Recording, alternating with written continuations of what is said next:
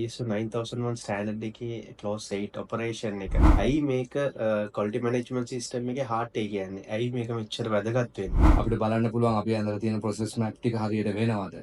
එහෙම නැත්නම් අපි අරන් තියෙන ඇක්ෂන් ප්ලෑන් ටික වෙනවද? ඒතර මේක තමයි ඇත්තටම හાર્ට් එක වෙන්නේ. කියන්නේ මේක ක්‍රියාත්මක වෙන්නේ. ඒතර අපි මෙච්චර කල් ප්ලෑන් කරපුවා ක්‍රියාත්මක වෙන තමයි එලිමන්ට් 8 කියන්නේ. ඔපරේෂන් එකේ තියෙනවා සබ් ක්ලෝසස් අපි නිකන් කිව්වොත් එimhe ඔපරේෂන් ප්ලෑන් එකේ ඉඳලා post delivery activities process planning එක කන්ට්‍රෝල් එක මොනිටර් කරන එක. Hi all ඉතින් අදත් අපේ YouTube channel එකට ඔයාලා සාදරයෙන් පිළිගන්නවා. ඉතින් අද අපි කතා කරන්නේ ISO 9001 ස්ටෑන්ඩඩ් එකේ clause 8 operation කියන version එක. ඉතින් වෙනදා වගේම අදත් අපිත් එක්ක join වෙනවා Mr. රසිත අපේ technical expert. හරි ඉතින් අපි ගොඩක් කාලේ ගන්න නැතුව අපි වීඩියෝ එකට යමු.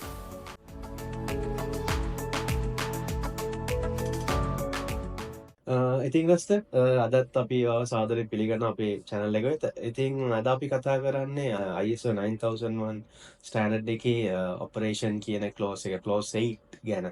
ගොඩක් ඉස්සෙල්ලා ඊළඟට නැවතත් හම්බෙලා ISO 9000 clause එකක් ගැන කතා කරන්න. මම දැන් අද ගොඩක් වැදගත් clause එකක් තියෙනවා. අපි පටන් ගමු. ඉතින් රස්ත මේ මට පොඩ්ඩක් කියන්නකෝ දැන් ඔය ISO 9001 ස්ටෑන්ඩඩ් එකේ clause 8 operation එක. ඇයි මේක quality management system එකේ heart එක කියන්නේ? ඇයි මේක මෙච්චර වැදගත් වෙන්නේ?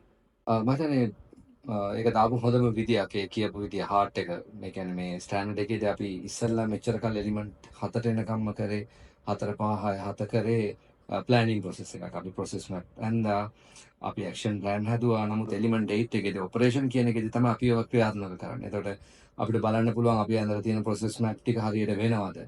එහෙම නැත්නම් අපි අරන් තියෙන ඇක්ෂන් ප්ලෑන් ටික වෙනවද? ඒතර මේක තමයි ඇත්තටම හાર્ට් එක වෙන්නේ. කියන්නේ මේක ක්‍රියාත්මක වෙන්නේ. ඒතර අපි මෙච්චර කල් ප්ලෑන් කරපුවා ක්‍රියාත්මක වෙන තමයි එලිමන්ට් 8 කියන්නේ. ඒතර මේක ගොඩම වැදගත් එලිමන්ට් එකක් ස්ටෑන්ඩඩ් එකේදී. ඉතින් clause 8 එක ගැන operation එකේ තියෙනවා sub clauses අපි නිකන් කිව්වොත් එimhe operation plan එකේ ඉඳලා post delivery activities. ඉතින් අපි පටන් ගත්තොත් 8.1 operation planning එක ගැන. මට පොඩ්ඩක් කියන්නකෝ මේකෙන් මොනවද කව වෙන්නේ කියලා. මේ සබ් ක්ලෝස් එක 8.1 කියන එකේ තියෙන එකක් තමයි process planning එක control එක monitor කරන එක. ඒතකොට මේ process එකක් අපි define කරාට පස්සේ ඒකේ අපි බලනවා responsibilities මොනවද තියෙන්නේ. ඊට පස්සේ මේ process එක හරියට දුවනවා නම් ඒකට තියෙන ඕන resource මොනවද. එතකොට මේවා හරි වැදගත් factors ටික. ඒතකොට මේ road map එක හරියට ඇඳගත්තට පස්සේ අපිට හරි process එක හරි කන්සිස්ටන්ට්ලි අපිට හදාගෙන යන්න පුළුවන්. දැන් උදාහරණයක් ගත්තොත් අපි මේ කරන වීඩියෝ එක. එතන මේ වීඩියෝ එකට ප්‍රොසෙස් මැප් එකක් අපි ඇඳලා තියෙනවා නම් ඒකේ තියෙනවා මොකද්ද තියෙනවනේ කැමරා ඇන්ගල් එක මොකද්ද ලයිට් ලෙවල් එක මොකද්ද බෑග්ග්‍රවුන්ඩ් සවුන්ඩ්ස් තියෙනවනේ කොහොමද ස්ක්‍රිප්ට් එක තියෙන්නේ මොනවද ඔය ටික. ඒතර ඔය ප්‍රොසෙස් මැප් එක තියෙනවා රෙස්පොන්සිබිලිටිස් දාන්න. ඒතර ඔය ටික හරියට තියෙනවා නම් ඊළඟ වීඩියෝ එකේදී අපි දන්නවා මෙන්න මේ පාර්ට් එක තියෙනවා මෙන්න මේ දේවල් ඉම්ප්‍රූව් කරගෙන යන්න ඕනේ. ඒතර 8.1 එකේදී වෙන්නේ මේ ඔපරේෂන් එකක් කොහොමද ප්ලෑන් වෙන්නේ ඒකට අවශ්‍ය දේවල් මොනවද කියන එක මේ සාකච්ඡා කරලා තියෙන එක. මං හිතනවා ඒක ලොකු වැදගත්කමක් වෙනවා බිස්නස් එකකට. ඉතින් අපි ඊට පස්සේ ගත්තොත් 8.2 requirements for product and services. මට පොඩ්ඩක් කියන්නකෝ මේකේ ફોකස් එක මොකක්ද? ඇත්තටම මේ කස්ටමර් රික්වයර්මන්ට් හොයාගන්න එක ප්‍රොඩක්ට් වල හරි සර්විස් වල හරි මේන් ෆෝකස් එක තමයි 8.2 වල. එතකොට මෙතනින් කස්ටමර් නීඩ් එක මොකක්ද? ඊට පස්සේ බිස්නස් එක හරියට අයිඩෙන්ටිෆයි කරගන්න ඕනේ කස්ටමර් රික්වයර්මන්ට් එක. ඊට පස්සේ සමහරට කස්ටමර් කෙනෙක් කියනවා මට මේ රික්වයර්මන්ට් එක දුන්නාට සමහර සර්ටන් චේන්ජස් මට ඕනේ කියලා. එහෙම නැත්නම් සමහරලාට ප්‍රොසෙස් එක ඇතුළේ සමහරට කන්ෆ්ලික්ට් වෙනවා. ඒතර මේවත් ඔක්කොම හරියට මැනේජ් කරගෙන කස්ටමර් සැටිස්ෆයි ලෙවල් එකට ගේන එක තමයි මෙතන තියෙන. ඒතර රික්වයර්මන්ට් එක හරියට අයිඩෙන්ටිෆයි කරගන්න එක තමයි කීම පාර්ට් එක මේ 82 එකේ. දැන් හිතන්න උදාහරණයක් විදිහට ගත්තොත් අපි කන්සල්ටන්සි හරි සර්ටිෆිකේෂන් හරි යද්දී කස්ටමර්ගේ ස්කෝප් එක අපි මෙතන රික්වයර්මන්ට් කියන එකට අපි වචන පාවිච්චි කරන ස්කෝප් එක. ඒක කොහොමද හරියට අයිඩෙන්ටිෆයි කරන්නේ? සමහරට ලියලා ගන්නවා, සමහර වෙලාවට කම්ප්ලෙක්ස් වැඩි වුණොත් විසිට් කරලා ගන්නවා. ඒතර මේ ඔක්කොම කරගත්තේ නැත්නම් වෙන්නේ සමහරට අතරමැදදී ප්‍රොසෙස් එකේදී කස්ටමර් කියන්න පුළුවන් නෑ මට මේ කොටසත් එකතු වෙන්න තිබ්බා කියලා. ඒතර ඒක කරගන්න බැරි වුණොත් කස්ටමර් ඩිසැටිස්ෆයි වෙනවා. ඒතර මෙතනදී අපි කරන්නේ මේ මුලින්ම පටන් ගන්නකොට කස්ටමර් ඇග්‍රී කරගන්නවා ඉන් රයිටින් දීලා මෙන්න අපේ ප්‍රොජෙක්ට් එකේ ස්කෝප් එක මෙන්න මේ ටික තමයි කරන්නේ. ඒතර මෙතන 82 එකෙන් කියන්නේ requirement for product and service කියන එක හරියට අයිඩෙන්ටිෆයි කරගන්න එක. ඊට පස්සේ අපි කතා කරොත් 8.3 design and development. මට පොඩ්ඩක් කියන්නකෝ මේක කොහොමද සාමාන්‍ය බිස්නස් එකකට ඇප්ලයි වෙන්නේ කියලා. ඩිසයින් ඩිවලොප්මන්ට් 8.3 කියන එක අදාළ වෙන්නේ ඩිසයින් ඩිවලොප්මන්ට් කියන කොටසක් කම්පැනියේ තියනවා නම් විතරයි. දැන් හිතන්න අපි වගේ කන්සල්ටන්සි කම්පැනි එකක ඩිසයින් ඩිවලොප්මන්ට් කරන්නේ නැහැ. අපි ISO ස්ටෑන්ඩඩ් අරගෙන ඒක උදව් කරනවා කස්ටමර්ස්ට ඉම්ප්ලිමන්ට් කරන්න. ඒතර අපේ ඩිසයින් ඩිවලොප්මන්ට් පාර්ට් එක නැහැ.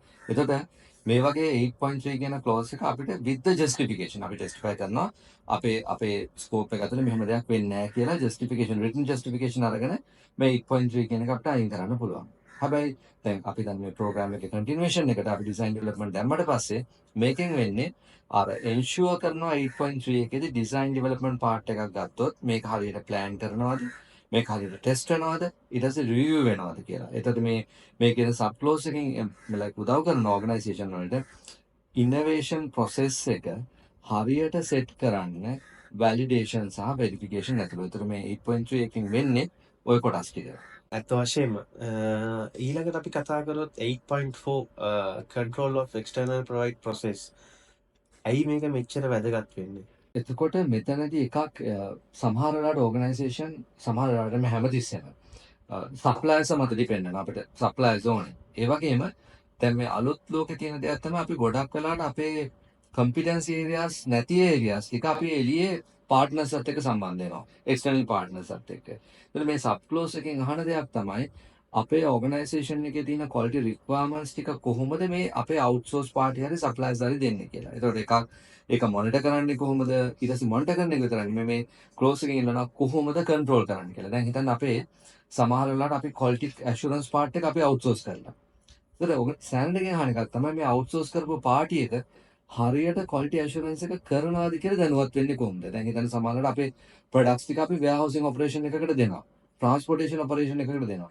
ඒතර ඒගොල්ලෝ අපේ ක්වොලිටි පැරාමීටර්ස් ටික හරියට කරනවාද කියලා ඇෂුවර් කරන්නේ කොහොමද කියලා. ඒතර මම හිතන්නේ මේක මේ 8.4 කියන ක්ලෝස් එක දැනට තියෙන ඒ කියන්නේ මේ ලෝකෙ වෙනස් වෙන විදිහත් එක්ක තියෙන්න පුළුවන් හොඳම ක්ලෝස් එකක්. මොකද මේක ඇතුලේ අපිට සප්ලයි ඇග්‍රීමන්ට් වලින් ඉඳලා සප්ලයි ඇෂුරන්ස් පාර්ට් එක, සප්ලයි මොනිටරින් පාර්ට් එක ඒ කොටස් ගොඩක් මෙතන කතා කරන්න පුළුවන් වෙනවා. මොකද මෙතනින් තමයි අපි දැනගන්නේ එකක් අපි කොහොමද කන්ට්‍රෝල් කරන්නේ. ඒගොල්ලෝ දෙන ක්වොලිටි එක කන්සිස්ටන්ට්ද, රිලයබල්ද කියන එක. ඊළඟට අපි කතා කරන්නේ 8.5 production and service provision කියන එක. මට පොඩ්ඩක් කියන්නකෝ ඒකේ key benefits මොනවද කියලා. එතනදී එකක් තමයි මේ process execute කරගෙන යද්දී මෙතන එකක් තියෙනවා ensuring process control. ඒ කියන්නේ අපේ process control එක හරියට අපි ensure කරන්නේ කොහොමද? මේක වෙන්න පුළුවන් සමහරට manufacturing වෙන්න පුළුවන්, එහෙම නැත්නම් service වල වෙන්න පුළුවන්. අපි වැදගත් දෙයක් කතා කරනවා traceability කියන එක. ඒ කියන්නේ දැන් හිතන්න මට පුළුවන් නම් backward traceability එකක් පෙන්වන්න මුළු system එකේම. ප්‍රොඩක්ට් එකක් වෙන්න පුළුවන් සර්විස් එකක්.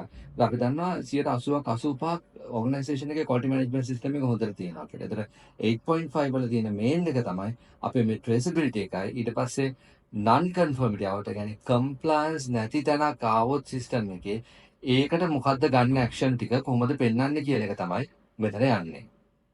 ඉතින් අවසාන වශයෙන් අපි කතා කරන්නේ 8.6 8.7 කියන සබ් ක්ලෝස් දෙකක් වන post delivery activities සහ non conformity management. මට පොඩ්ඩක් කියන්නකෝ ඒකයි වැදගත් වෙන්නේ කියලා. පෝස්ට් ඩිලිවරි ඇක්ටිවිටි කියන එක හරි වැදගත් දෙයක්. මොකද දැන් හිතන්න අපි කස්ටමර් කෙනෙකුට ප්‍රොඩක්ට් එකක් ඩිලිවර් කරාට පස්සේ අපි කොහොමද මේක් ෂුවර් කරන්නේ මේ ඩිලිවර් කරපු ප්‍රොඩක්ට් එක හරියට දිගටම පවත්වනවා කියලා. ඒතකොට මේක සමහරට වොරන්ටි ක්ලේම් එකක් වෙන්න පුළුවන්, ෆීඩ්බැක් සිස්ටම් එකක් වෙන්න පුළුවන්, එහෙම නැත්නම් non conformity කස්ටමර් කම්ප්ලේන්ට් එකක් આવොත් මොකද කරන්න කියලා, එහෙම නැත්නම් මොකක් හරි අයිඩෙන්ටිෆයි කරොත් හිතන්න එක රටක මේ ප්‍රශ්නයක් එනවා මේක ආපහු රිකවර් වෙන්නේ නැති වෙන්න අනිත් ඒවාට කරන්නේ කොහොමද කියලා තියාගන්න එක තමයි මේ 8687 වලින් කතා කරන්නේ. ඒතකොට උදාහරණයක් විදිහට ගත්තොත් අපි දැන් කන්ස්ට්‍රක්ෂන් ඉන්ඩස්ට්‍රි එකේදී අපි කන්ස්ට්‍රක්ෂන් එකක් කරාට පස්සේ යම්කිසි මුද්‍රාවක් යම්කිසි කාලයක් තිබිලා තියාගන්නවා. මොකද එතනින් ඇෂුවර් කරනවා ඒගොල්ලෝ මේ බිල්ඩින් එක හදලා ඉවරනම් මෙන්න මේ දේවල් මේ කාලේ තියෙනවා කියලා. එහෙම නැත්නම් සමහර ප්‍රොඩක්ට්ස් වලට අපි වොරන්ටි එකක් දෙනවා. මේක අවුරුදු 3ක්, මෝටර එක අවුරුදු 5ක්. එතකොට මේ 687 වලින් කතා කරන්නේ ඒ කොටස් ගැන. ඉතින් රස්ත මට පොඩ්ඩක් ඔයාගේ එක්ස්පීරියන්ස් වලින් කියන්නකෝ උදාහරණයක් වශයෙන් මේ ක්ලෝස් 8 එක කොහොමද බිස්නස් එකකට උදව් වෙන්නේ කියලා. අනිවාර්යෙන් අපි ගොඩක් කම්පැනිස් එක්ක වැඩ කරනවා. එතකොට ලංකාවේ වැඩ කරද්දී හරි එළියේ වැඩ කරද්දී හරි එක උදාහරණයක් මම ගන්නවා ලොජිස්ටික් කම්පැනි එකේ. ඒතර මේ ලොජිස්ටික් කම්පැනි එකේ කස්ටමර්ගේ එක්ස්පෙක්ටේෂන් එක තමයි ප්‍රොඩක්ට් ටික සේෆ්ව අවශ්‍ය කොන්ටිටි එකෙන් අවශ්‍ය තැනට අවශ්‍ය වෙලාවට යන එක. නමුත් මේ කම්පැනි තිබ්බ මේන් ප්‍රශ්නයක් තමයි ඩිලිවරි ඉෂුව එක. ඒතර මේගොල්ලෝ ප්‍රොසෙස් ටික අරගෙන ඇතුළට බැලුවාම ඒගොල්ලන්ගේ ලෝඩින් වල හරි ස්ටැකින් වල හරි හොයන වෙලාව හරි වාහන වල හරි කන්ඩිෂන් වල ප්‍රශ්න තිබ්බා. ඒතර මේ එලිමන්ට් නම්බර් 8 එකේ ඔපරේෂන් එක හරියට මැනේජ් කරගත්තට පස්සේ ප්ලෑන් කරන්නේ කොහොමද මොනවද කරන්නේ කමියුනිකේට් වෙන්නේ කොහොමද ඊට පස්සේ තර්ඩ් පාර්ටි තියෙනවා නම් තර්ඩ් පාර්ටි මැනේජ් කරන්නේ කොහොමද කියලා ඒගොල්ලෝ ඉම්ප්‍රූව්මන්ට් එකක් ගත්තා. ඒ කියන්නේ අවුරුද්දක් ඇතුළත 125ක විතර. ඒතර 125ක් ගත්තා කියන්නේ ඒගොල්ලන් කස්ටමර්ස් අරත් 125ක් සැටිස්ෆයි. මොකද තිබ්බ සිස්ටම් එකට වඩා within 1 year 125ක් ගන්නවා කියන එකක් efficient සිස්ටම් එකක්. ඒ වගේම 125 පුරයක් වැඩිපුර on time products වෙලාවට ගිහිල්ලා තියෙනවා. ඒතර ඒක සෑහෙන දෙයක්. ඒතර මේකට මට ගන්න පුළුවන් best example එක තමයි close 8 එකට ඒ කියන්නේ මේ logistic company එකක් ඒගොල්ලන්ගේ එලිමන්ට් 8 එක හරියට හදාගත්තට පස්සේ ඔපරේෂන් ප්ලෑනින් පැත්ත හරියට හදාගත්තට පස්සේ ගත්ත ඉම්ප්‍රූව්මන්ට් එක.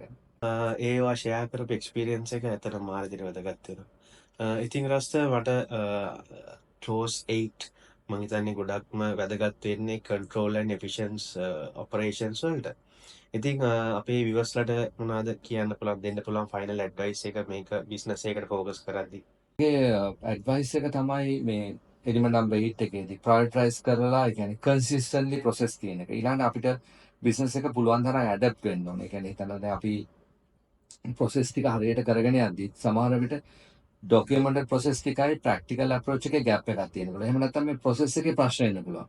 ඒක ටක් ගාලා වෙනස් කරලා අප්ඩේට් කරලා අලුත් ප්‍රොසෙස් එකත් එක්ක යන විදිහට හදාගන්න. ඒතර එතනදි වෙන්නේ අර අපේ තියෙන ප්‍රශ්න අඩු වෙනවා. ඊළඟට එතනින් වෙන්නේ අපිට කස්ටමර්ට ඇග්‍රි වෙච්ච සර්විස් ලෙවල් දෙන්න පුළුවන් වෙනවා. කස්ටමර් සැටිස්ෆැක්ෂන් එක වැඩි වෙනවා. ඒතර පුළුවන් තරම් එලිමන්ට් 8 එකෙන් වෙන්නේ අපේ ඔපරේෂන් එක as plan යන එක. ඒතර ඒකෙන් හරි ලේසි ඕගනයිසේෂන් එකක ඉන්ඩස්ට්‍රි එකක් දුවන්න.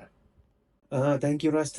ඉතින් අදත් වෙනදා වගේම අපිට ඔයාගේ කාර්යබහුල වෙලාවෙන් වෙලාවක් අරගෙන ISO 9001 ස්ටෑන්ඩඩ් එකේ ක්ලෝස් 8 ඔපරේෂන් එක කියන එක ගැන පැහැදිලි කරලා දුන්නට ගොඩක් ස්තුතියි. ඉතින් අපි තවත් වීඩියෝ එකකින් හමු වෙමු. Thank you Dilantha. මම හිතන්නේ අපි වැදගත් ක්ලෝස් එකක් එලිමන්ට් නම්බර් 8 එක කතා කරලා ඉවර කරන්න එක ගොඩක් ලොකු ක්ලෝස් එකක්. ගොඩක් දේවල් කතා කරන්න පුළුවන් එකක්. ඒතර මේ ක්ලෝස් එක හරියට දුවනවා නම් ඒ කියන්නේ PD එක ඕගනයිසේෂන් එකක් ඒ කියන්නේ සෑහෙන හොඳට දුවන ඕගනයිසේෂන් එකක් වෙන්න ඕන. ඒතර තමන්ගේ ඕගනයිසේෂන් එකෙත් අපිට හරියට PD එක ඒ කියන්නේ ඔපරේෂන් පාර්ට් එක කරගන්න පුළුවන් නම් මම හිතන්නේ ඕගනයිසේෂන් එක 85%ක් 90%ක් ප්‍රශ්න නැතුව දුවනවා.